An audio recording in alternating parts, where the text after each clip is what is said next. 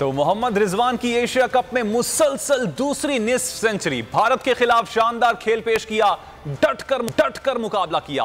51 गेंदों पर 71 रन की बेहतरीन इनिंग्स खेली, 2 छक्के और 6 चौके लगाकर आउट हुए। तो मोहम्मद रिजवान की एशिया कप में मुसलसल दूसरी निस्फ सेंचुरी। भारत के खिलाफ शानदार खेल पेश किया, डट कर मुकाबला किया। 51 गेंदों पर 71 रन की बेहतरीन इनिंग्स खेली, 2 छक्के और 6 चौके लगाकर आउट हुए। तो मोहम्मद रिजवान की एशिया कप में मुसलसल दूसरी निस्फ सेंचुरी। भारत के खिलाफ शानदार खेल पेश किया, डट कर मुकाबला किया। 51 गेंदों पर 71 रन की बेहतरीन इनिंग्स खेली, 2 छक्के और 6 चौके लगाकर आउट हुए। तो मोहम्मद रिजवान की एशिया कप में मुसलसल दूसरी निस्फ सेंचुरी। भारत के खिलाफ शानदार खेल पेश किया, डट कर मुकाबला किया। 51 गेंदों पर 71 रन की बेहतरीन इनिंग्स खेली, 2 छक्के और 6 चौके लगाकर आउट हुए। एक बार फिर नंबर 1।